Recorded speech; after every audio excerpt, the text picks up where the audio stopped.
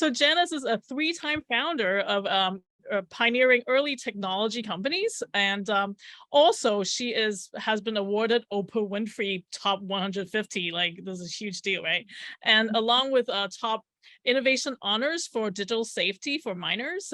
Um, and recently, she was also awarded honorary captain of the Royal Canadian Navy by the Prime Minister of Canada.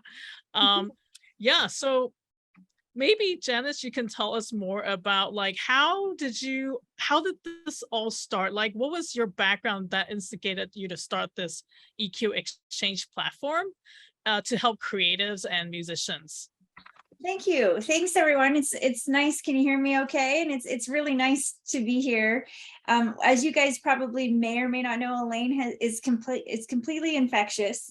And when you meet her, you are just totally engaged. And so we had a wonderful miracle conversation at the conference and then afterwards. And she's like, would you come and speak? I'm like, yeah. Because I'm so passionate about creatives and ensuring that creatives really receive, not just payment for their work, but just really the full intellectual property value of it. So a tiny bit of my background that got me to this. I am originally from Saskatchewan. So I am some would say a true Canadian, because it's like if you can survive the winter in Saskatchewan, you can pretty much say you're Canadian. But I grew up with just my mom and my dad. We grew up mostly, in poverty and on the streets. My dad was a chronic addict. And so part of my human experience at the time was that we had no money. So my mom had the ability to teach piano. And so she went door to door to door asking if anybody wanted a piano lesson. And so I recently just wrote an article because my mom's creativity was the piano. And thankfully, a couple people said, yeah, we could use a piano lesson. And so I literally say the piano saved our lives, because that's how we ate, was the fact that my mom could teach piano. And it was during that time in the 80s, she was part of a network called Parents Without Partners. So it was a bunch of single moms, often also immigrant families that had moved there. And we would sit around and we just hear their stories to hear about sort of the financial pressures of trying to feed children, moving to another country. Like all of these pieces were really pieces of the puzzle of me kind of going, wow, this financial system's not built for women and not built for people that have immigrated to countries, and often not for people of color. And I didn't know at the time that this would be these foundational elements of my life of finance and creativity. But my first startup, when I decided to make a tech company, was in 2009. And I had two little kids, and I was concerned about what would happen online when kids went here without understanding how to be in these spaces. And I worried about at-risk youth. And so I literally Googled how to make a tech company in Saskatchewan in 2009. And out came all of these like blogs that said like, this is how you make a tech company. Like, to understand what a UX and UI designer was, like, I was like, what? I was like, what is all of this knowledge? And it was funny because at the time they said you have to go to Silicon Valley to make a tech company in 2009. Well, I didn't know where Silicon Valley is. So then I Googled, where is Silicon Valley? Is this a place that I'm supposed to go? Like, what is this? And so then the next thing I did is I wrote Oprah, and I said, well, this is my story. I grew up in poverty to a single mom, and I'm going to spend the rest of my life trying to figure out these problems that kids face. And 3 days later, I had a call from the Oprah show, and that's literally how I started my first tech company. Wow, that's amazing. She replied. She replied. And then 2 weeks later, I went to the show, and then I went to Australia with Oprah. And that's literally how I started a tech company. And then it was like, oh, now I got to make this for real. And now I have to make a product and hire a team. And like, I've got to do all these things. So I moved to Silicon Valley. And then from there, actually met the founder of Club Penguin. So if some of you are familiar in British Columbia, Club Penguin is a huge success story. I met Lance in Vancouver at a Grow conference. And he said, why are you in Silicon Valley? You're Canadian. Like, you should get home. And I said, well, where do you want me to live? And he was like, you need to come to Kelowna. And I'm like, don't you have the Flintstone Park there? Like, I was like, what is going on in Kelowna? And he was like, no, we're like building really cool products for children's digital animation. And he goes, and you care about kids, so you should be here in Kelowna. So I moved.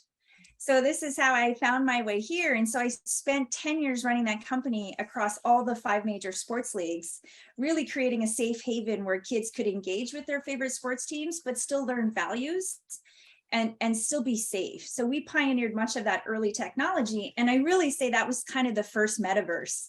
Like virtual goods was really pioneered by the Club Penguin team because they were selling virtual goods. Oh, wow. All of this was in the underpinning of my passion around wellness and emotional wellness, which was my second startup. So I had started to work with women in recovery here in Kelowna while I was running my tech company by day. And what ended up happening was I ended up meeting a lot of different musicians and people in the entertainment industry. And it was often women, and it was often people of color who would ask me to read their contracts. They knew I was the CEO and I was helping them heal. So they were like, read this contract. What do you think? Now that's when I first started to say, oh my God, the creative industry is not paid properly. I read the contract and I could see that this beautiful artist had been bought and that there was no exit for her to leave. And she was a crossover artist between movies and also music. And I didn't know how to solve it other than it just bothered me to the core of like, what is going on here? And so here comes this creative and finance question, creative and finance. And it sort of was the two. I just wanted to say designers, sometimes they love their work, but sometimes they don't really, their math is not really good. How many of you would concur with me? Yeah. How did this creativity and financing come together for you? Well, I felt that creatives had never been thought of as empire builders, that they had intellectual property. Most people thought creatives are starving artists. That's kind of the lingo that people use. But yet music in particular, art, design, there isn't a website that we go to or an app that we go to that hasn't been touched by a beautiful creative. Like it wouldn't exist without your user experience of guiding me through this process, emotionally evoking that. And so I thought, why don't we see creatives in the same breath in life that we would see a founder? Like a founder does this, but a creative does this, and they have intellectual property and talent and ideas. And the financial system didn't support what they actually did. And so I needed to get to the bottom of it. Essentially, I just like rummaged around the music industry going, what is going on here? And like read the contracts. And then I was like, my brain hurt by the end of it. I was like, oh my God. So when Web3 started to emerge, I very quickly just saw it as financial tools to really capture intellectual digital property really well. That you could crystallize it in the blockchain, that you could use the tools of Web3 so that artists could own their intellectual property. Like the ultimate thing for me was, I didn't think it was right that they were paid last. Like I'm like, are you kidding me? There isn't a movie, an event that doesn't include a piece of music, and you pay them what? And you make how much? I'm missing it was like, there's just flyby in the night of like, this is wrong. Like that's all I could think was this is wrong. And so and then I got back to my mom, like piano, music, her creativity in the depths of her trauma, I'm convinced saved us, not just financially. And she paid like $6 an hour for a piano lesson, but when you make nothing, that's a lot. And I thought, and it also, I think spiritually and emotionally kept her. So my mom to this day is 78 years old and still teaches piano. Wow. She must love it. She does. Yeah. I think it's kept her young and all those things. So my attachment and passion for creatives to be paid equitably and properly is what led me to making EQ. Great. Some context is, designers are sort of trained to serve other people, to serve corporates, to serve tech founders. That has always been the way, right? So, I think it would be great for you to talk a little bit about, is there a possibility that it's not, right? Like, I think so for some context, maybe can you explain a little bit about what is Web3 like you would explain to your mom so that everybody understands what we're talking about when we say Web3? Yeah, well, great question. So Yeah. for those that don't know anything about Web3, so basically Web2 means that everything is built on a top-down structure. Like you have someone at the top that makes these decisions, that controls the money. And we say in Saskatchewan, if we had hills, shit would roll down them. Shit rolls down the hills. But since we don't have hills, it just kind of skims along across the top. But essentially in a Web2 world, it's centralized data, centralized actions. And you guys know as designers, your entire goal is to get people in, potentially to stay in, to have time there. Those daily active numbers matter because they monetize them. So you already live in a system and have designed systems in order for that to exist. But when you look at the financial system that is kind of backing all of that. So if you look at anything from finance, from paychecks to stocks to currencies on countries, that finance system is built also centralized finance. Someone at the top makes a decision and then shit rolls downhill. And then I call it the fabulous ring of fire. In this Web2 system, you have people that are born above the ring of fire and everything else that is below it. All profitability and structure sits above the ring of fire. And you're lucky if some blows down. When it goes up, when it comes down, it's usually burned up, and then people are then fighting over what is remaining. And that creates a scarcity system. So it's important to understand that, because you guys have been building systems and design systems and have been told probably by founders, like, how do we get people in and stay in the actions and complete the transaction and go through the whole process? Like the whole goal is to do that, right? Yeah. So by centralized meaning like, Google, Facebook, Amazon, these are all centralized entities, right? And of And course, a lot of designers want to work for these companies too, but what we're saying is Web3 is going to be decentralized, right? so Can you describe what that would be like? so right now the monetization is the product itself is generally humans and human interactions is what the product is. You can put whatever you want on top of it, but at the end of the day, that's ultimately what is there.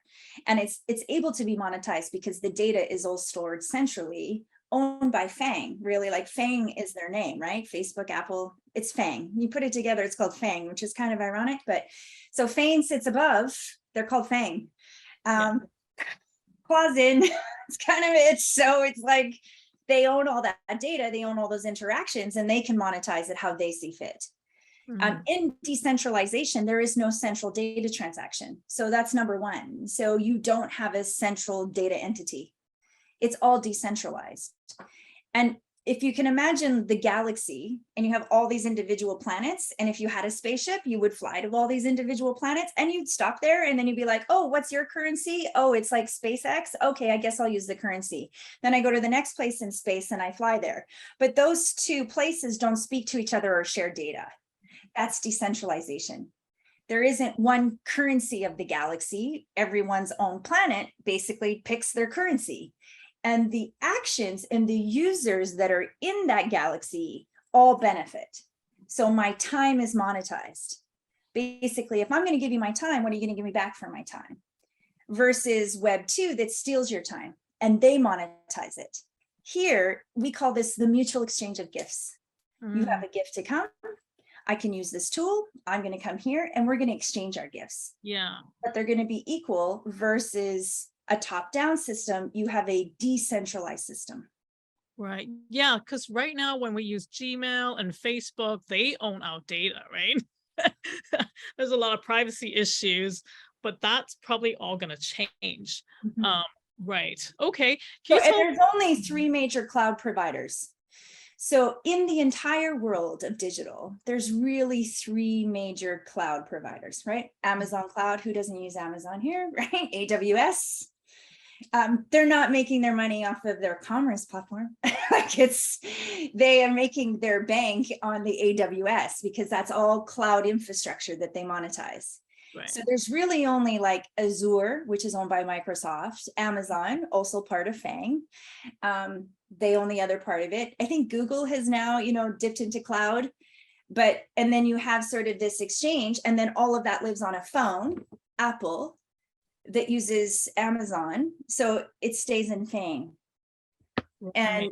And so that is the centralized system, because when you're monetizing data, the only way the financial system will work is by monopolizing the data. Right. Okay. Well, can you tell tell us a little bit about EQ Exchange, this platform? Like, what does it do? How are you helping musicians? Yes. Yeah. So EQ was originally created to say, if you were to think of an artist, and if they were to write all the songs that they have on a spreadsheet, each individual song ultimately is an NFT, a non-fungible token, which is essentially code for, I'm going to take this on and I'm going to put it inside this contract, and I am the owner of it. And anywhere it lives, even in Web 2 world, it's crystallized here as I am the owner. So that's the most important part. And if that song goes up in value, it's not someone else that owns it, I own it. So if you own that, if anybody here is a homeowner, any homeowners here, anybody pay a mortgage, that's your first mortgage, essentially. That's your first house. Now, if you have 20 songs, essentially you have 20 houses, 20 NFTs. And that's how you kind of think about it, like assets. Asset where the NFT kind of certifies that you own it, and you don't need anybody to certify as a middleman, right? The blockchain just does it. Done. Okay. And then I can choose to fractionalize it.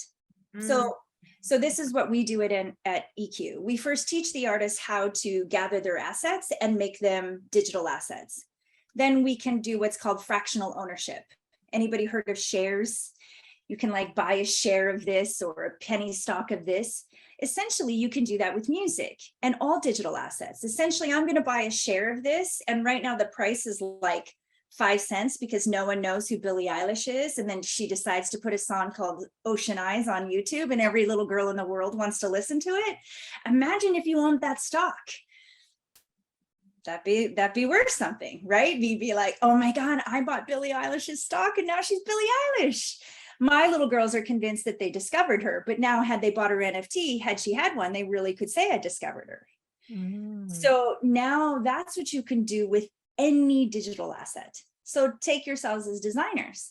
Let's say that lovely Daniel makes this beautiful piece of art that is like the epitome of design, and he makes it an NFT before he even allows a founder to even utilize it.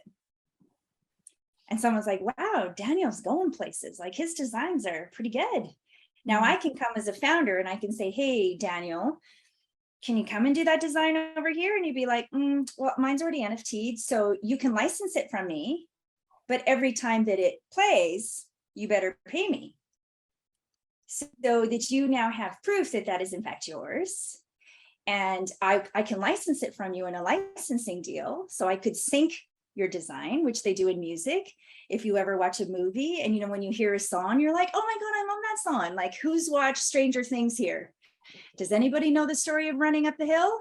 Do you know that Kate Bush never made that a #1 when she was 25 years ago when she launched it? And now it is a #1 song. Why? Because Stranger Things synced the license.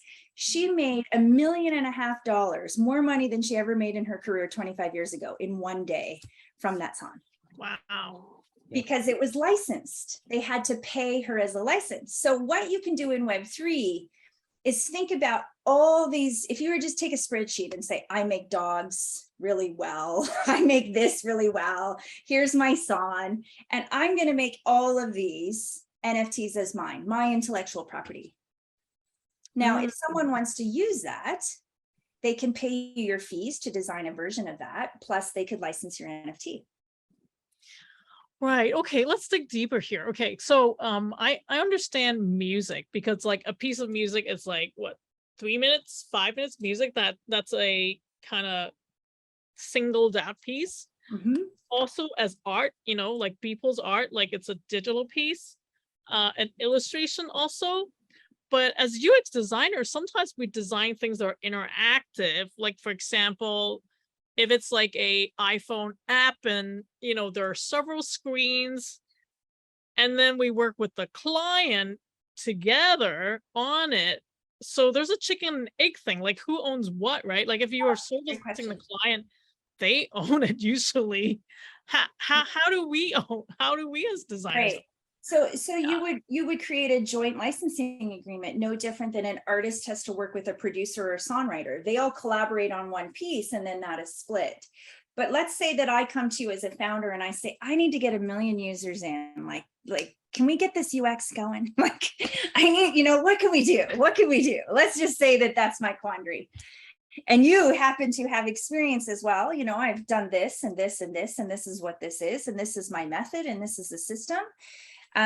So there's different ways that songs make money. They make money when they're replicatable, right? Can you replicate an action based on something that you've designed or create? If it's replicatable, so you could say, here's my fee for service. Here's my fee for service plus my profit share. Here's my licensing agreement. And these are the different options that you could have if you want to use my magic. If you want me as the magic to come into this system, ahead of time what is the ultimate goal. So if the goal of the founder is to, say, have 1 million daily active users, and if they hit that goal, do you hit some sort of royalty payment with that? Now, if you were any other creative in the world, you hit a royalty payment, and a royalty payment just pays you. It may be only 5% for perpetuity, but you're the inventor of that. And because it was immortalized, because it was packaged that way. So as you and I were talking about, it seems to me in many cases, just like the music industry, there's an antiquated way of how people get paid in every industry. So your industry, I'm just going to say, just by understanding a bit of it, is it's a fee for service industry. Yeah. I pay you this, you make this, I walk away. Now, I'm not sure that works so much anymore. I don't know. Like, I think there's ways to maybe have combinations of fee for service licensing, because you're able to immortalize parts of your intellectual property. Yep, we're on for a revolution. Yeah. I think that's why this talk will be really good to inspire people to have think about, why are we not owning part of that, right? Yeah. And because there's so many use cases outside of the NFT and printing that and scaling that, there's also authenticity. So there's different use cases with the NFT around authenticating it. Like, even if it's just like, I made this and I'm authenticating it. So there's different use cases to come with how you basically can package your intellectual property. And essentially that's the ultimate part of Web3 that I'm most excited about, is how do you immortalize your intellectual property digitally? I think currently some designers do maybe own the shares of the company, not necessarily the design of it. Maybe Jonathan Ive does, I don't know, like from Apple. Yeah, like maybe the designs that have patents on it, then the designer name would go on it. But usually those are more like maybe physical products. Digital products maybe a little harder, or I just haven't heard from lawyers. I mean, I think the law isn't even up to speed, right? Well, and then this is where you get to control your industry in some cases, and you start to set the standards, which is what we talked about, right? Is that if we look at Fiverr or DesignWorks or any of those platforms, for example, right? Like, there's all the designers that are there. I couldn't tell you which from Adam I should pick half the time when I'm, sometimes we don't know, right? But is there a way to start to separate in your industry parts of this, right? Where you sort of say, these are authenticated, here's a certain certification, here's some of the NFTs that are associated with my intellectual property that you can in fact license from me, or you just hire me as this. Like, so I think it's like thinking about it again, decentralized.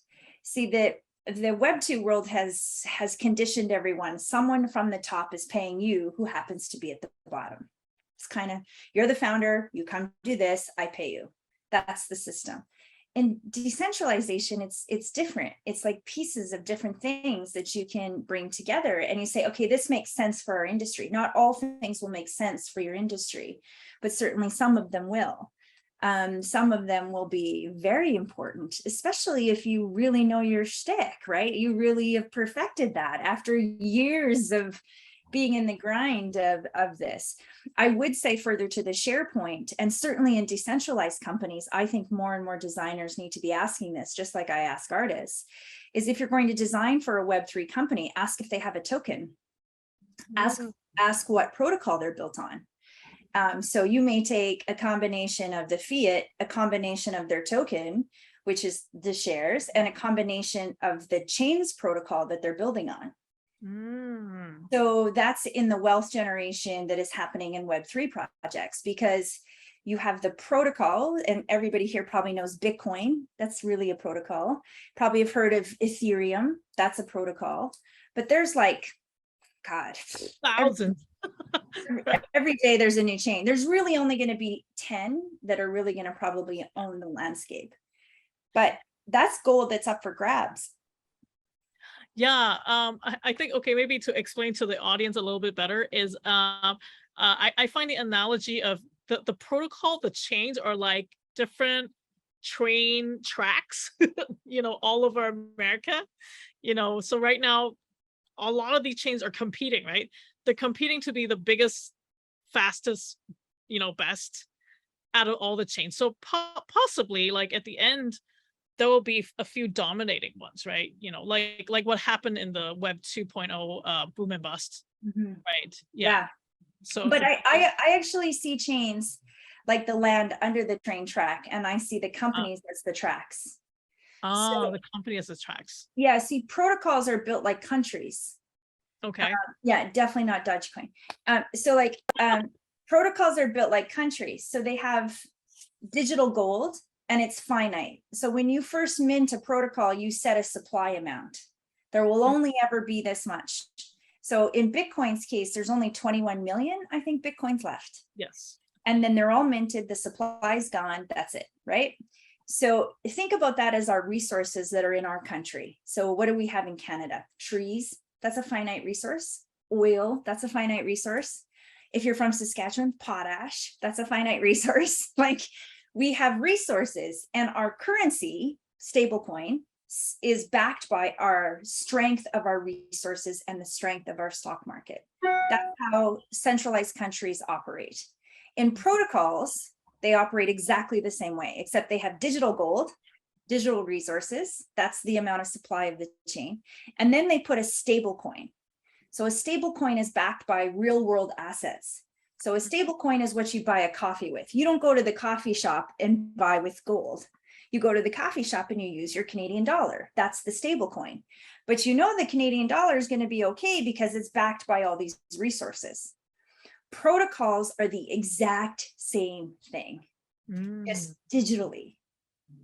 So you want gold. And you want lots of gold, because if you have gold and you want a section of that gold, the stable coin, which you also want to collect, can go up. The stable coin will usually run parallel to a US dollar, but the gold can start at 5 cents and be at $5,000. It's a fluctuating asset. It's the gold. So now let's come back to you as a designer. I'm a company. I'm built. I haven't launched a token. I may. I have shares in my company, and then we sit on Cello. That's the protocol I chose to mint on today. Eventually we will go multi-chain, but I'll go up to 5 chains. But I've minted on Cello, and the Cello price today is about $1.05. A year ago, it was $8. That's how much is lost. But I don't care, because I got it at cents, so I'll ride this wave. And so Ethereum's at 2,000, Bitcoin's at, I think it's just at 20,000. So now for you as a designer, when you come to say work with my company, and be like, these are all the ways that I want to be paid. I'm going to be paid by fiat, US dollar, and I want some of your gold. Give me some of your gold, because I'm going to design for you. So pay me in gold. And I want a little bit of the protocol. Does the protocol give you any money? Which protocols give all companies money to come and build on there? That's the other part of it. So someone that's going to build on Polygon may have been given that company 100, 200, 300,000 just to build on it. Then they come to you and hire you to build it, right? You're going to design it. But Polygon gave them the money. Did you get any Polygon out of that? No. So there is the Okay. So of that. this is really great. So we're educating designers to know your rights of what you should be asking for. So maybe not just fees, but also the coin, the token, and also the protocol, right? Mm-hmm. And that's before you've actually minted your own designs. Yes. So that if they want to work with you and you are great at this and you know you're great at this, these are the things that if you're going to build in Web3 that you can ask for today that are freely given to those that have asked. Most of the time people don't ask because the powers that be don't want people to ask. Yeah. Interesting. Okay. All right. So let's like maybe walk through like a scenario. Like let's say Elton John, right? Like, you know, everybody knows him. He makes songs, right? And what really inspired me when I talked to you is like, oh, actually musicians are just like designers. We collaborate with other people too. Like Elton John, you know, writes music, but there might be somebody who composes the music. And can you explain a little bit of that? Yeah. Like the collaboration process, right? Yeah. And, you know, and not every smart contract or NFT will support multiple splits on a wallet. We created a contract that did. So essentially you have multiple stakeholders like you already do in your scenario of a specific product. So in your case, you may have the founder, the co-founder, maybe the CTO is involved with design. Lord help us, but maybe the CTO is involved and he's like, I know design. And you're like, but he may. So we'll give him the benefit. I tease CTOs all the time because I work with them. So, you know, so you've got the people that are all part of this. And so essentially when you make a smart contract or an NFT, you have multiple splits based on what you've asked for. So when we look at a piece of music, it has a songwriter, a producer, the artist who sings it, the performer. It may include a music engineer. So an engineer who actually engineers it. So when we look at a piece of music, you could have up to 5, 6 people that all share in this profitability to specific splits on a piece of music. That's how the music industry works. And so when they come to us to mint an NFT, we say, what are your splits? And so they may even have a manager they have to pay. So they will tell us the splits. We make sure they add up to 100. They don't always. We make sure they do. They add up to 100. You can only split something up to 100. We put in all the splits. And then when they're sold, the way the smart contracts works is that every time it's sold, you get paid. And the money gets automated into your wallet. So that's when we say multiple wallet holders. Because when you wire a smart contract, you wire it and mint it with that forever, unchangeable after it's minted. Which means every time someone buys it, trades it, transacts on it, you get paid because, oh, Elaine gets 5% of everything that is sold out of this company, and there's her wallet address, and you look at your wallet one day and you're like, where'd all this money come from? And you're like, it all went into my digital wallet. Wow, it really disrupts the current system because currently, let's say Elton John, well, he's maybe a little too old, but you know, most you know, these singers, they may work for a Sony Music, like a big company, right? So they're kind of paid a salary. Do they get actually paid royalties most of the time? So these are really, really great questions. So this is why the system has been traditionally broken. And this is why I think most industries that have just been work for hires. Yes. So when a musician signs with the label, they offer a cash advance. I'm going to give you $100,000, but it's just a cash advance. It's a loan. And I'm going to charge you all of the expenses on your marketing. So you love how they look in the magazines and you see them on the magazine, you love it, someone and their clothes they're wearing, all of that gets charged back to the artist with interest. Oh my God. Oh, I know a better analogy. Blackpink and BTS. I think everybody knows them now, right? So they are charged all the makeup and the training. Oh my God, then they're in debt for 10 years or something. Now, this is the other part that they do. Depending on who you signed with, they charge them back all of that. Then they say, in order to give you this cash advance, you need to make 7 albums for us. That's the average. So now if you think about how long does it take to make an album? A year. So now they're signed on for 7 years. They can never make music with any other person ever. And all the music that they make for that label is owned by the label forever.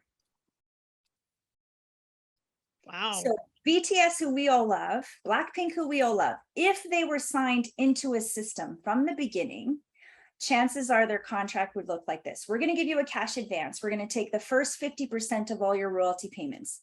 And we're going to charge back all the marketing we do. So by the time they're like, when do we get paid next? They're like, oh, sorry, you haven't made up all your expenses yet. So we're just collecting your royalties until we make up the expenses. So then the label says, but we can give you another cash advance. Now, this is how they really royally screw you. So then they're like, we're going to give you $1 million cash advance. And we're going to take another 25 to 35% of your intellectual property and 30 to 35% of the rest of your royalties. But we think you should do 2 more albums for us. So that'll be 9 albums. You can never pick the song. Your likeness is owned.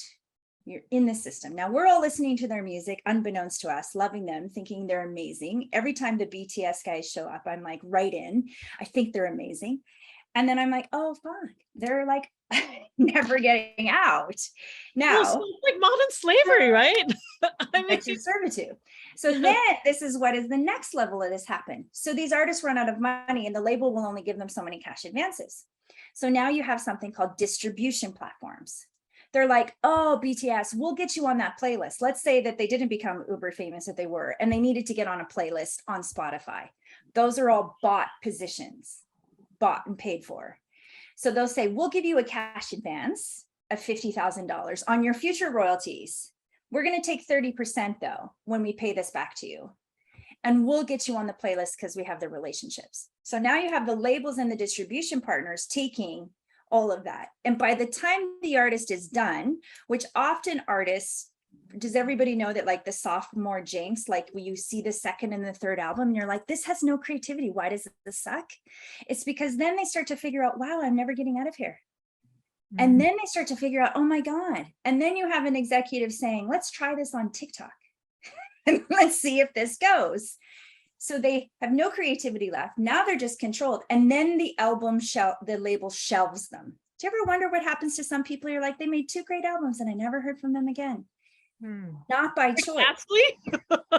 Right. They shelve them and they can never make music with anybody else because they still owe the money and they still owe the albums. Wow. Sean Kingston. How many? Like that, you can go on and on. Lauryn Hill. How many people knew Lauryn Hill? Taylor Swift. Yeah, Taylor Swift had to buy herself out, and it was just by the grace of God. Basically, her fans were so passionate enough to get her out of that system that she got herself out. But she only got herself out by re-recording her masters, which by law you can only do after the 20th year. What? You'd be like 50, right? You're gonna be a 50-year-old singing like She-Bop. Like literally like, oh, by the way, I guess I'll go sing that song, you know, You and Me when we were 15, something like that whole like Taylor, it'd be like, no, like, you know, like, no. So, but that's, so like Ashanti is my partner, like she only got her music back this year, which means she doesn't get the original master back. It means that she can re-record the music with a twist and she won't be sued by the label.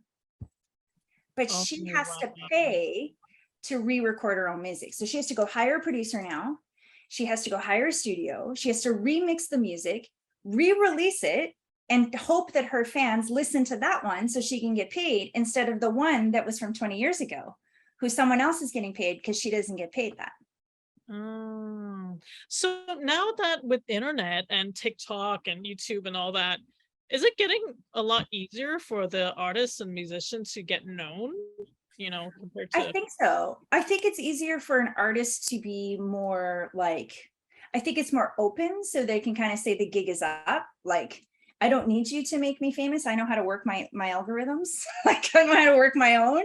So I think that that's part of it. I think the unfortunate part is where we consume music isn't changing anytime soon, because we all have to admit, because of great products, right? Great UX and UI designers, when you're done, when you're done a like playlist Spotify? on Spotify, and then all of a sudden there's a whole miracle song that just keeps playing. You're like, I thought that playlist was done. It's like, oh no, it just keeps playing.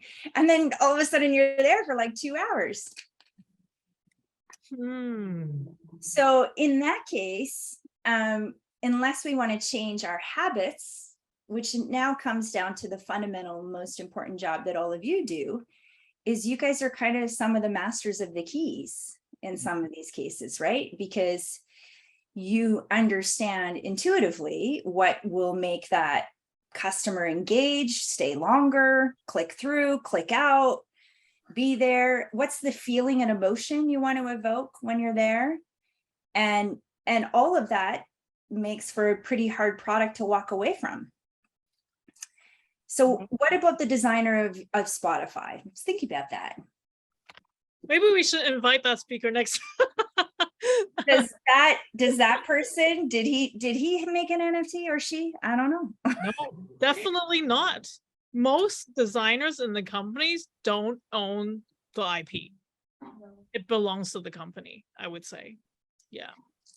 So, it would really need to be kind of a collective community decision. This is enough humans right here on this page that I'm looking at, 22 humans, to pretty much say, we're going to start doing something differently. Now, you're always going to have people at first that are going to undercut that and, offer bottom rates. But eventually, if you really believe in your craft and your art, I will pay for that. Like, I will pay for that. But you sort of have to draw the line in the sand and say, we are creators. And if you're a creator and you see yourself as a creator, then your financial packaging should match that. How did you start?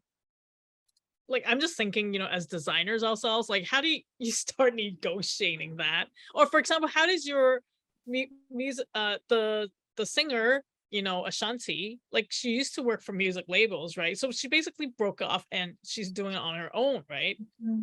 Yeah. So in some ways, maybe designers should become entrepreneurs ourselves, right? Like, instead of creating the products ourselves, so we don't have to ask for shares and stuff like that. Yeah, like, I think in many cases you can become your own entity. You can become your own, and your intellectual property is X, and these are the assets you own, and this is how you've designed that. I think the biggest fundamental question is whether there is a strong enough desire for you as a group to draw the line in the sand and say, this is going to be our structure. And I do think that there's clever ways to do it. Obviously, you have how much experience. And so for you to lead a whole new generation of thinking this way is a really brave and beautiful thing to do. And I think there's others that are out there that would join this, that you could go, wow, like, this is going to become the new normal. And when it becomes the new normal, you separate from the pack, because the issue is, again, which you and I've talked about, is you have really talented designers, and then you have someone who does a weekend course on YouTube, and then all of a sudden you're like, no, I'm a designer too. And so, which could be still valid, and they could still be amazing. It's not to say that wouldn't be the case, but you have to sort of decide as an industry that this is important for you to do. Like, it's an important step towards really valuing the work that you do, because I think it's like you guys are the hidden heroes of many products, right? And as a founder, I could say that. I know a great designer between what happens to what doesn't, right? Like, if experienced founders would know that, new founders may not know that. And so unless you make it an industry standard, and it just starts with some few that say no. And you're sort of like the Ashantis of the world and other people are just starting to say no. Like if anybody here watches The Voice, has anybody watched The Voice? I think it's the last 5 or 6 winners have all said no to the contracts. Oh, interesting. Because The Voice has shown that they've never produced a star post-show. And so you have now the winners refusing to sign the contract. They're not on label. They're not on contract. The last 5, I think, have all said no. Wow. So it took one to say, no, this is a terrible deal. And now you've got other people saying, okay, well, I guess we better start stepping up. So, even The Voice is the only artist the only celebrity in the entire show that does anything post-show is Blake Shelton. And everybody knows that. So that's why so many people pick his team that are like, why did they pick that guy? Like, well, they just don't. It's because Blake Shelton will follow all of his artists afterwards and ensure they get great deals. Right. Wow, So, this is just fascinating conversation. Like, I think this is the most interesting talk we've ever had, at all events, because it really stimulates you to think, Definitely. what's the future, right? Like what we've been like running, like this for so long, and people are kind of used to either being an employee or even if we do servicing, we're just selling our time, right? But if that changes, that's going to be huge and major, especially with so are there any kinds of skills that you think creatives are missing? Like, for example, I know a lot of creatives, number one, they don't really care about numbers that much, and they're probably not very good at marketing sometimes themselves either, right? Like, what are some of the skills you see kind of missing that? Yeah, well, I think it takes a wonderful human like yourself and the people that are here to make a startup that takes this and automates some of this process, because some of this process is like, oh, you need to do this, this, and this, and let's automate some of this process so it becomes this new industry standard. So that's like first and foremost, right? And that in itself is its own startup, because you're able to do that so that people can run through that. I'm of a firm belief that any artist or designer that says that I don't do numbers or business, well, then good luck, because like, learn it, get uncomfortable, like, because you have no excuse, right? No, there's no excuse, but you can continue to be paid a work for hire. Yeah. But in the Web3 world, the work for hire mentality is very antiquated, because people believe that their time is intellectual property. My time means something. What are you giving me for my time? And so when you then layer this in your creativity, is to think about what are all the ways that you want to package this. I'd also say to designers is think of yourself as the systems you make. I make this system for time spent. I'm the master at time spent. Oh, I make this system for completing the activation on the sign up. Like, think of the systems you build that are replicatable. That's monetizable. So, and then you wrap a design on top of it. So the real trick to all of this is you guys actually make systems. You do complete flow throughs. Like for time spent, signups, you could say, well, what's your milestone, founder? What do you need the most? You're like, I need people to spend $5 every day on my product. You'd be like, okay, I am the master at the $5 spend. IP it, say you're that person, and it's the system that you build. So there's a really great book. I'm offhanding it right now. You'll see it like sort of systems of the future and how you build systems. But is to think of designers not as one-off experiences, because if you notice your pattern, you probably have the same skill set that you repeat and maybe change it a bit, but you already have made a system without calling it a system. Yes. Yeah, we design all types of systems. It could be hardware, software, mobile, web, anything. Right. So if you think about that, that's intellectual property. Mhm. Imagine if you designed the telephone and you said, you know, that's not mine. Let's just a work for hire. And we would not know whoever made the original telephone, you know, but he made that as his invention. Yeah. He made a telephone. Well, the thing is, because we always have to work with tech people to build it. And without the building part, it's like an architect without a civil engineer, you know. Yeah, we're the architects basically. Yeah, well, tell Frank Gehry he's not worth his intellectual property. You know, like he's, you know, That's a great you know, he'd be like, system who? Was there an engineer? Aren't I not the most important person part of this whole building? Have you been to the Guggenheim? Frank Lloyd Wright, you know, like is there a Guggenheim without me? You know, so Yeah. like, that's not my job to figure out how these stairs spiral. But that's like, to think about it though, is very much the same thing. And then you can look at his buildings and you can be, oh, that's a Frank Lloyd Wright. Oh, that's a Frank Lloyd Wright.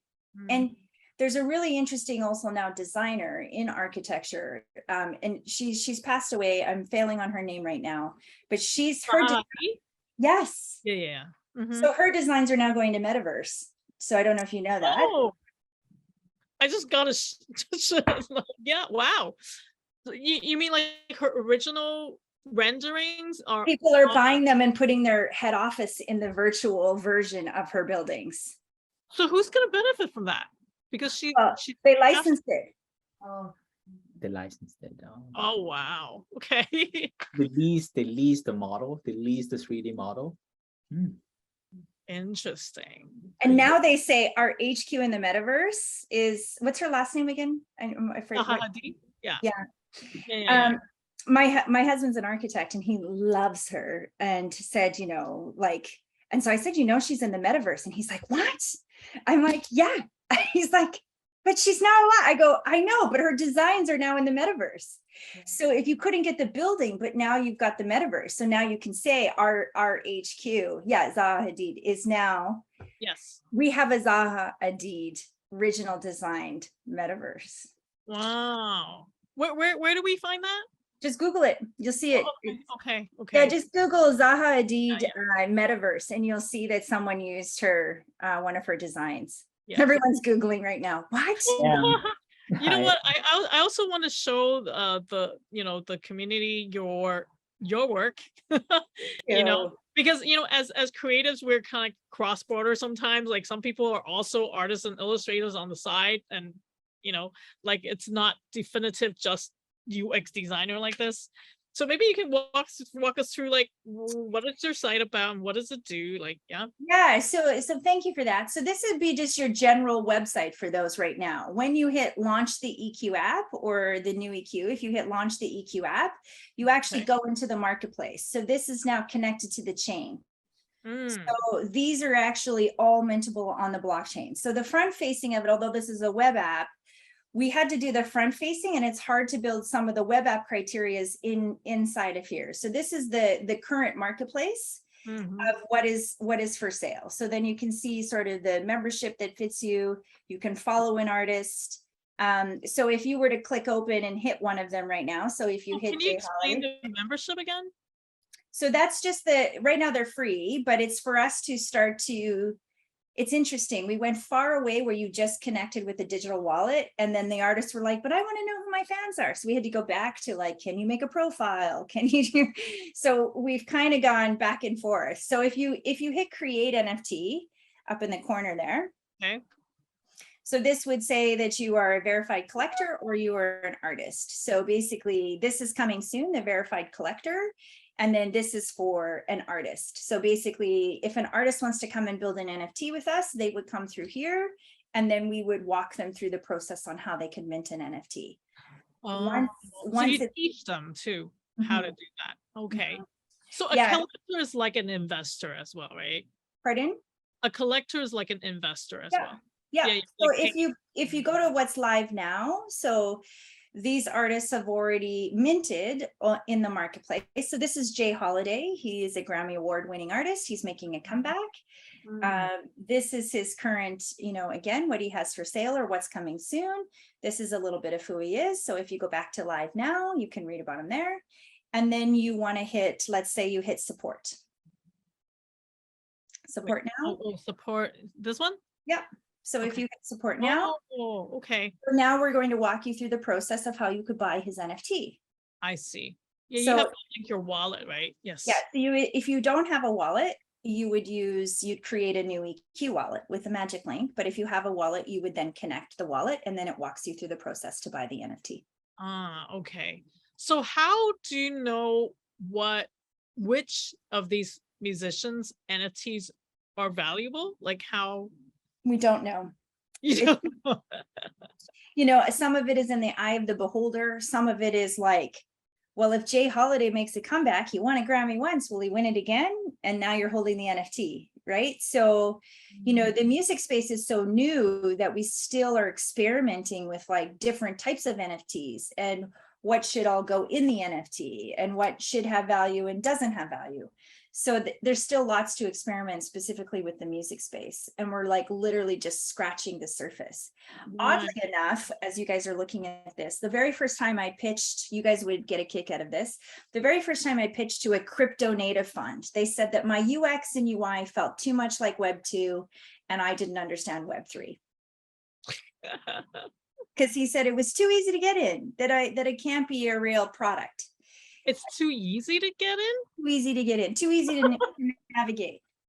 And he says, you're not really a crypto native, because if you go to any pure crypto native platforms, the UX UI design on them is just total. I think 90% of the world currently don't know how to use this, right? That's exactly it, right? So you don't even know what you're buying or why you're buying it. So we have a long way to go. We have a long way to go, but these are all some of the artists that we have.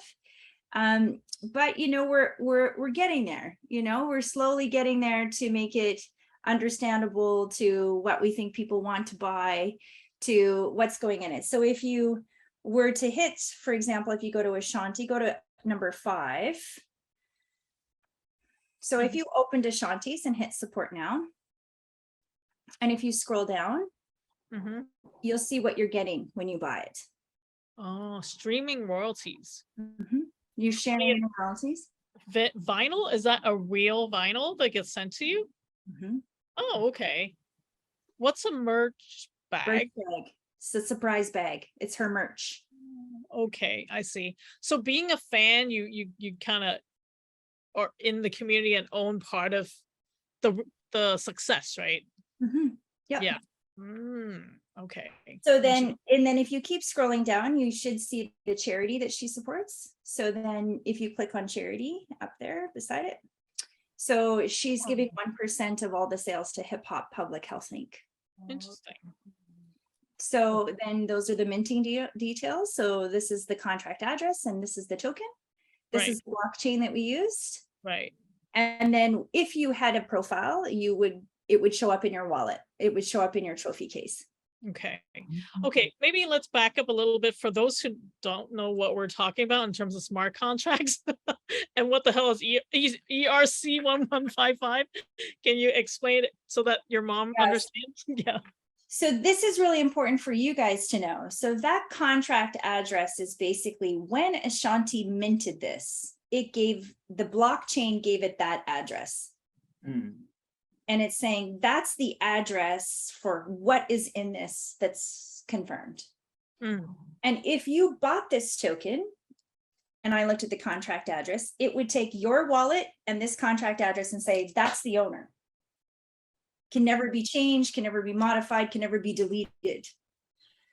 It just is. So if you said, I own this NFT, they're like, how do you own it? This is all open source.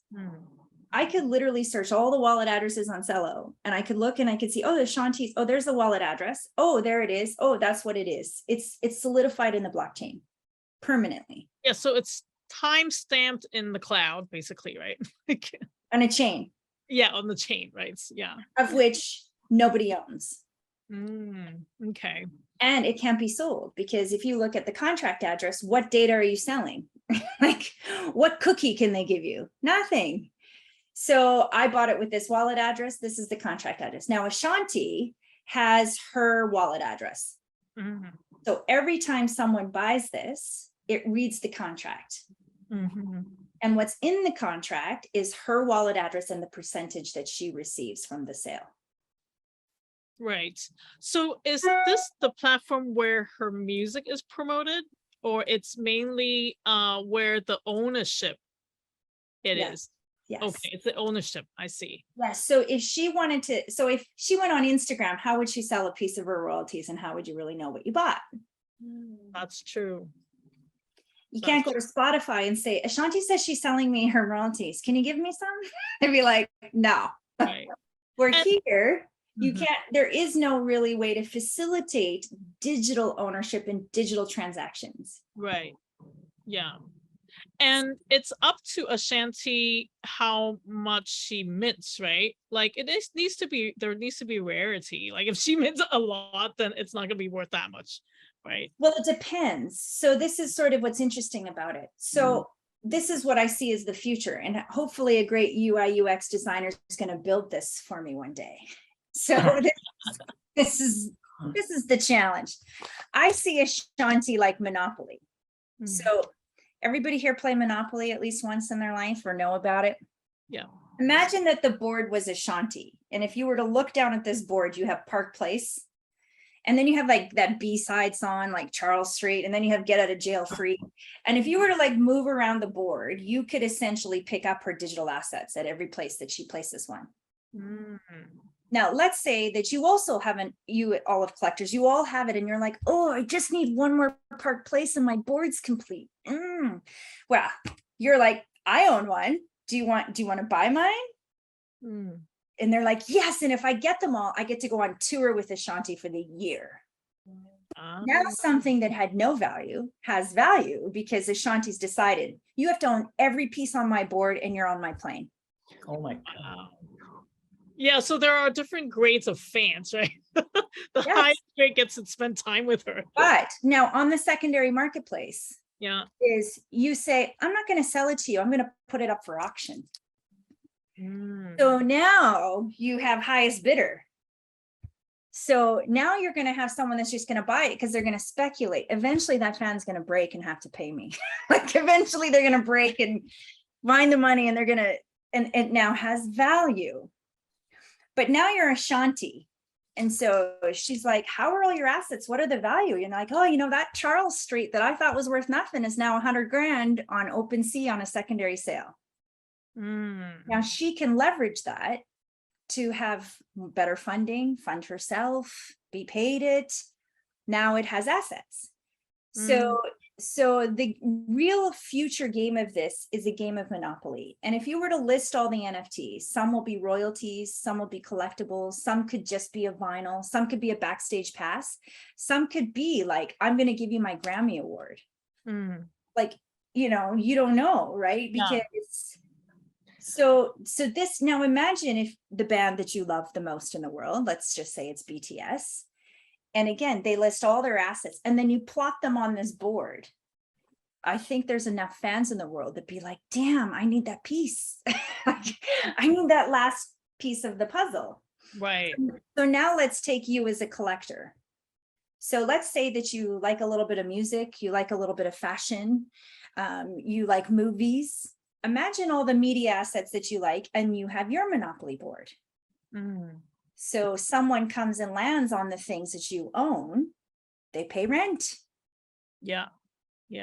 That's Monopoly, right? If someone lands on your hotels because you converted it from a house to an apartment to a hotel, and they want your asset, you could sell it to them or you could rent it to them.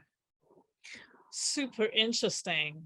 Well, I wanted to maybe open some questions like to the floor. Like, Sure. who else? I think there is a list of questions right now. Yeah. Anyone? I have only one question from Daniel about crypto payments in companies. First of all, I really want to thank you, Janice, for opening up our eyes in the audience, because it's definitely something that we rarely talk about in our monthly event. I don't even know where to start, so I'm just gonna ask some random questions. Sure. That, okay, let's just say we as a designer, we talk about our payment with a company that offers cryptocurrency, Is there any yeah, can you give us some names about which one would be more stable, which one would be more legit, so that we don't fall into the previously a Dogecoin sort of like trap? It's really scary. Yes. So yes, if no one's building on Dogecoin, but the only people shilling Dogecoin are the people that hold Dogecoin, that's your first sort of clue. So when you first hear about a protocol, go to their website and look at all of the companies that are building on it. That's your first clue. If no one is building on a protocol, it's probably not a good protocol. So, and it'll tell you all the companies that are built on it. And then you can do a quick homework just by that way. And then you'll start to notice there's a pattern. You'll notice like Polygon is everywhere right now. Right. You'll notice Cube is going to be coming out. Binance is launching their protocol. So let me just show people, because they might not know what we're talking about. So this is like the stock market, but this is the crypto market. Yeah. And Polygon is here, right? Yeah. So Polygon right now is 84 cents per coin, per gold coin. Yeah. So remember, there's the gold and then the stable coin. So if you go on there and just put in CUSD,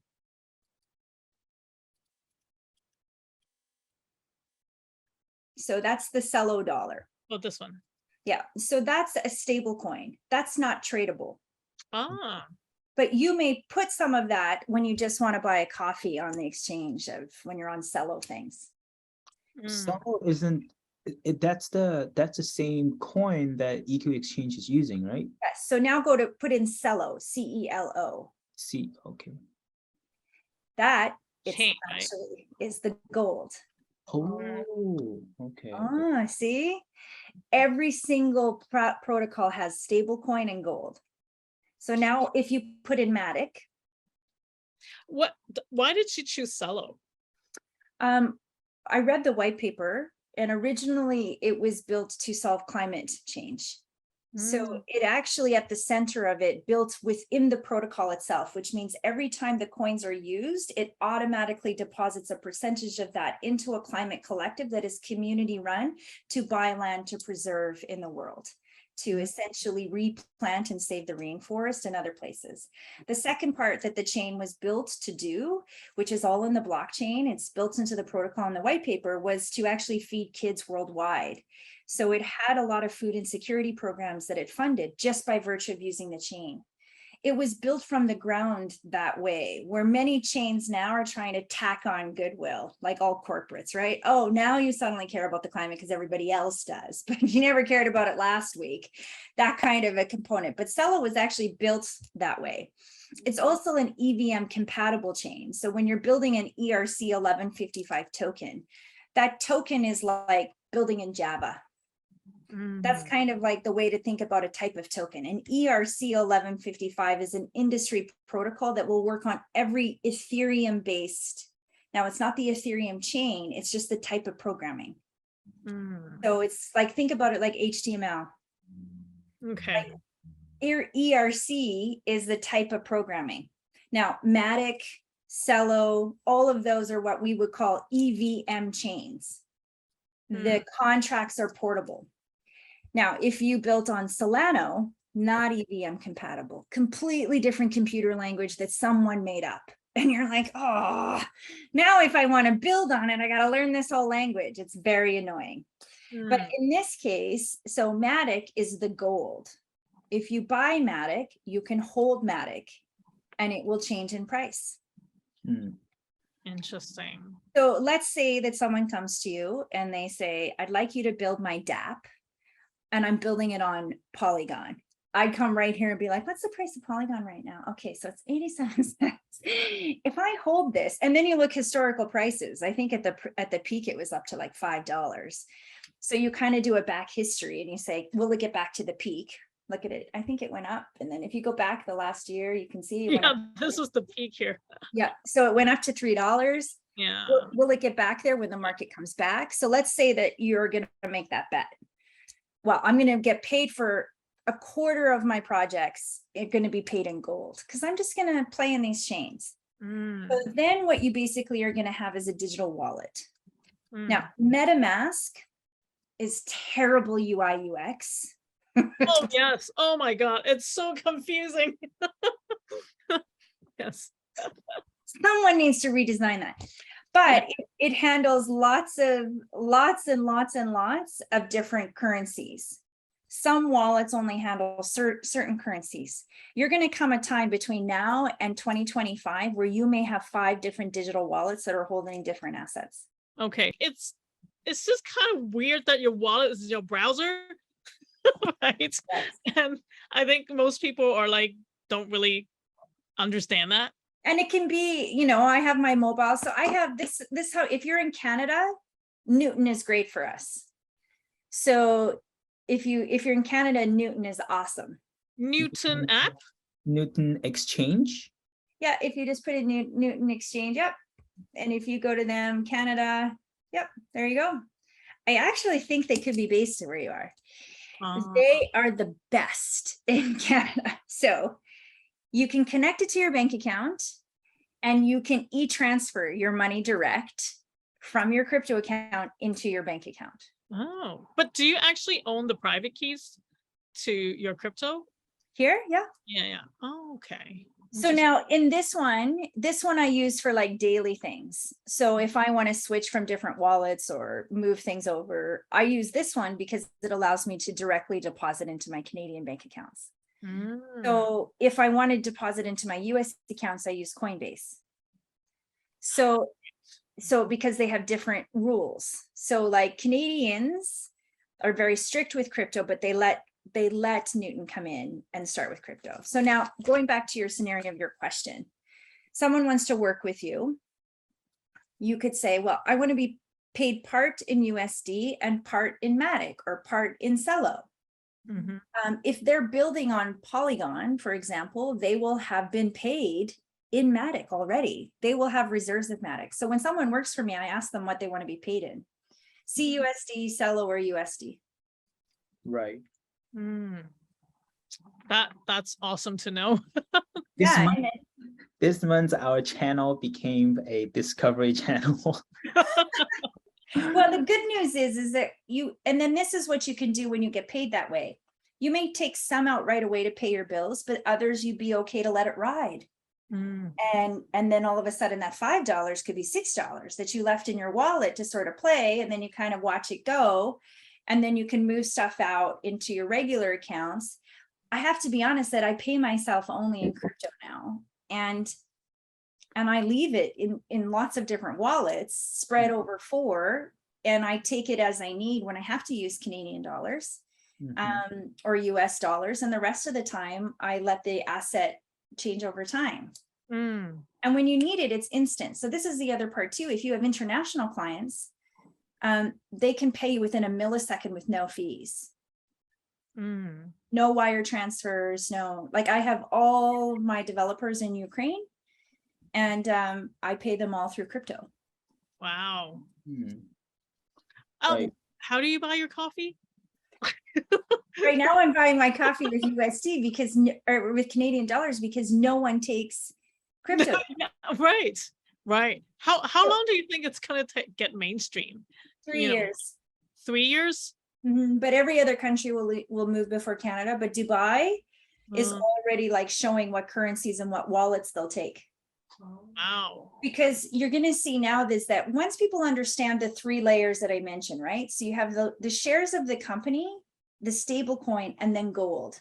You could have someone pay you in gold and you hold the gold and the gold's up. That $5 coffee could be a $50 coffee someone bought from you. Yeah. And that's the game. That's why everyone's excited about the game. And that's why everyone goes catastrophic with the game, because they put all their money on one chain. Like whoever was the person that bought everything from like Terra, like. Yeah. Peter Thiel like was one of the investor, right? Yeah. So like there are chains that are legitimately not backed by real world assets. So you want to look at that, right? Because in his case, in Do Kwon's case, he should never have challenged a bunch of mathematicians to break his code. What's that? You just have the world's mathematicians going, let's break it, and every chat room blew up to say, let's break the algorithm. That's like saying, beat me in the best guy in like esports and say, I challenge you to a thing. Are you really going to do that? So they broke his algorithm. Oh, wow. Okay. Yeah. So one warning here is like, really study what you're getting into because the space is so new. There's a lot of scams.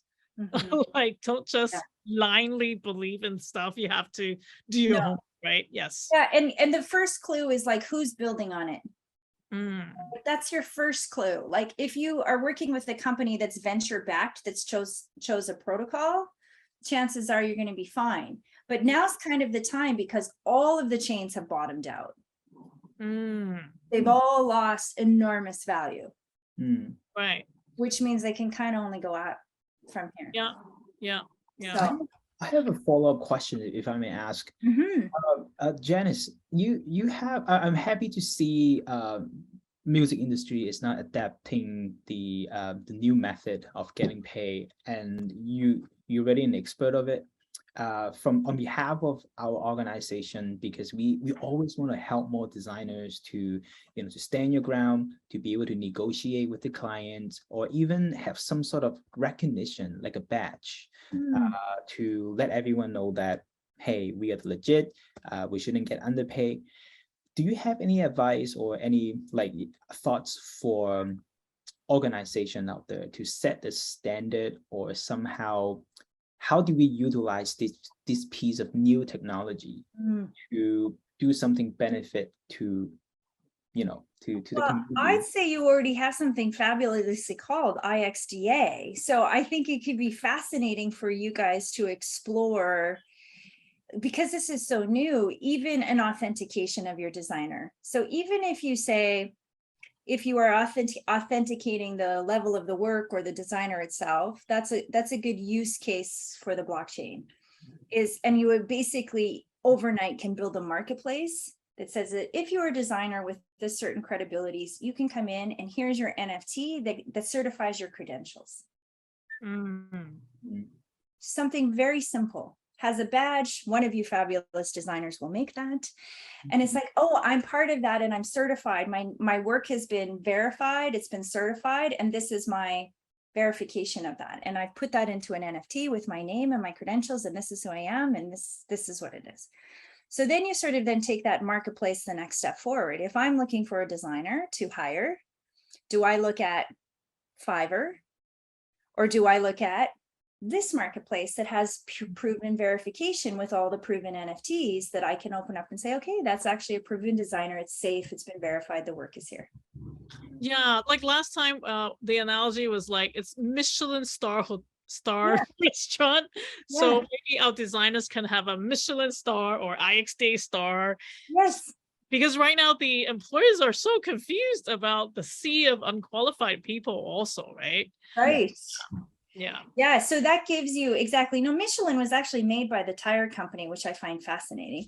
But they decided their own basically certification, and then in true fashion, see, as an organization, you basically have a voting, so people can buy NFTs as part of a membership to IxDA that gets a vote to verify the certain lot of opening certification. We're going to certify 20 new designers this thing, and then anybody that's been part of this organization from the beginning has the initial vote, and you cast your vote and say, these are the 20 designers that we as a committee have democratically voted to say that they are our new inductees. And as the new inductees of this part of this system, they now receive their certification, and they are next in line to buy into our DAO, to fund kids in schools, to make sure accreditation's high, we collectively make NFTs, and 1% of all the NFTs that we sell goes back to IxDA, which allows us to fund. So these are all the mechanisms that can be utilized in Web3 just from your brand. I think we should invite you to become our advisor.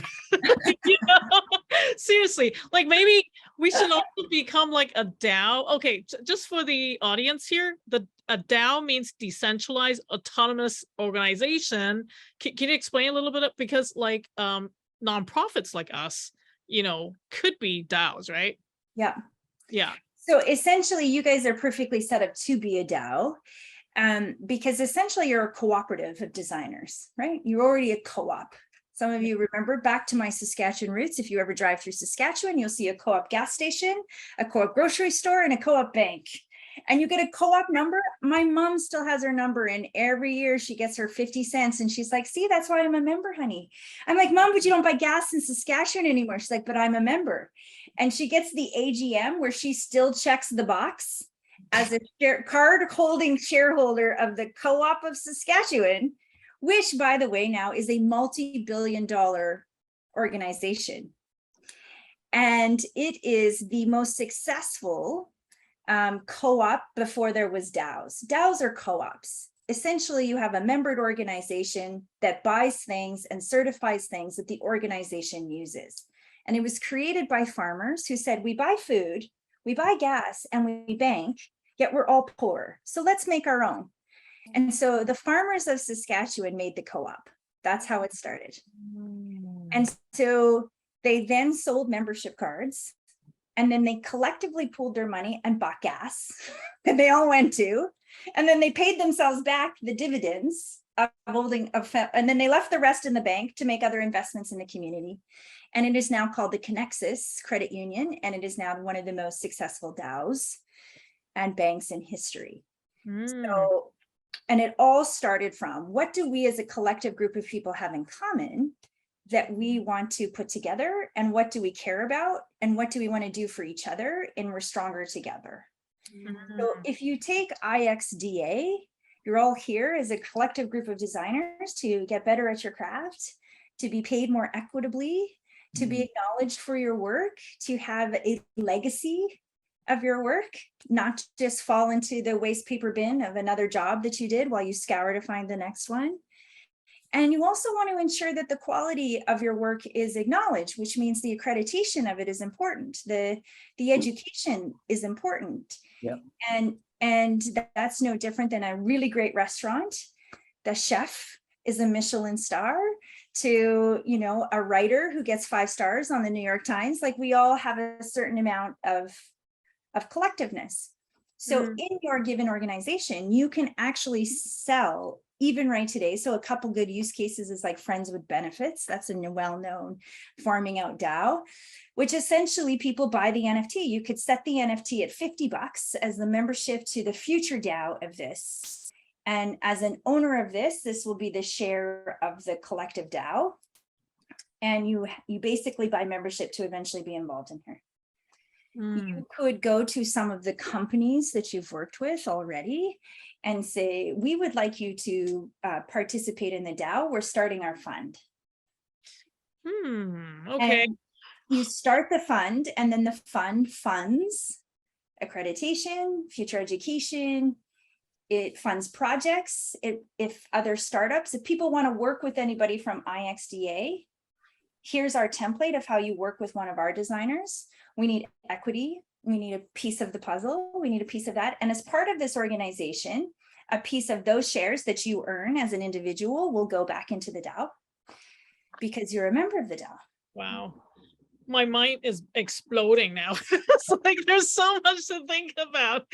No, I'm so sorry. I really love to, you know, speak more, and we can go on for hours, but I know. you know, it's already 6:30 and I don't want to Oh my God, is it really? We've been talking an hour and a half. Holy crap, I'm so sorry. But maybe lastly, like, where are resources that people can read more about, find more about, like what designers can do? Or so there's a lot of like really cool, like I think it's called MakerDAO or DAO Maker, which is an automated white label solution that you can actually make your DAO, and the whole process to make it, it's basically buying it off the shelf to make a DAO if you decide to go this path.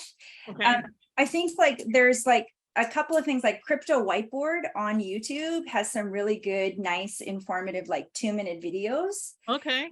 Just to get you the lay of the land of the language.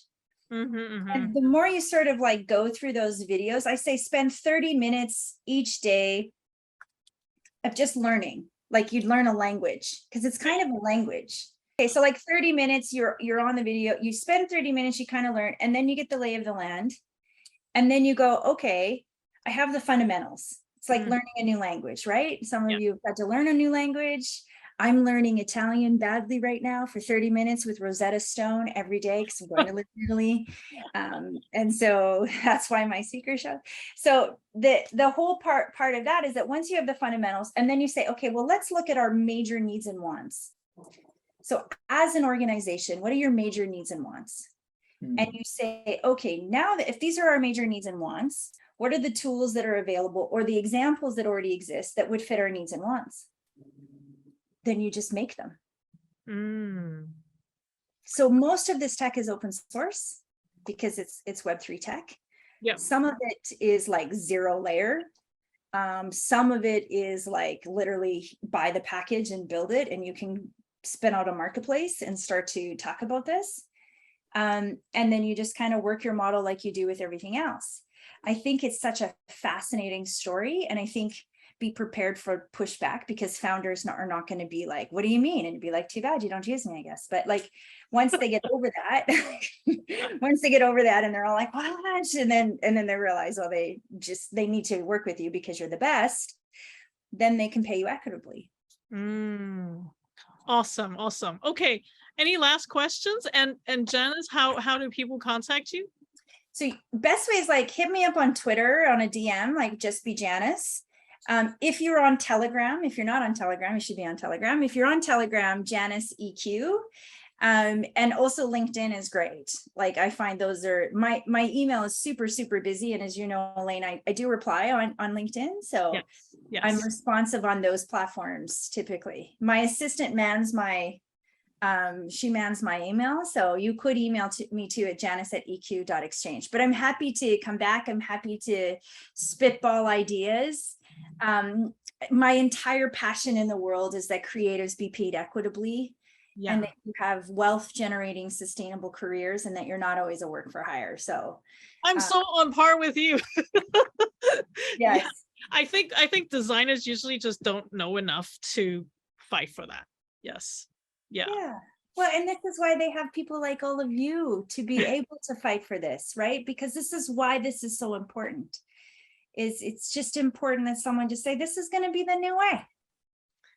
Yeah, I'm really excited to see what happens in the next 10 years, right? I think it's a power shift. It's a power shift to the creatives, right? So that the middlemen are all like out the door, right? 100%, because I guarantee you that VP of product has shares. I guarantee you that product manager has shares. Okay. I guarantee you that CTO has a heck ton of shares. Yeah. All of them are equity positions. All of them. I know because I pay equity. Yeah. They're all getting equity. Yeah. Yeah. Yeah. All of them. Okay. A lot to think about. Thank you. Did that hit you, Daniel, when I said that? All of them are equity? Oh, I just feel like, man, can I work for you? I'm just kidding. No, but maybe one day I'll work for you, right? Oh, yeah, decentralized. Yes. Okay, well, it was such a pleasure. Thank you for So having me. excited, yes, about the future. Thank you so much, Janice. Yeah, it's my pleasure. It's Bye, so everyone. inspiring. Thank you.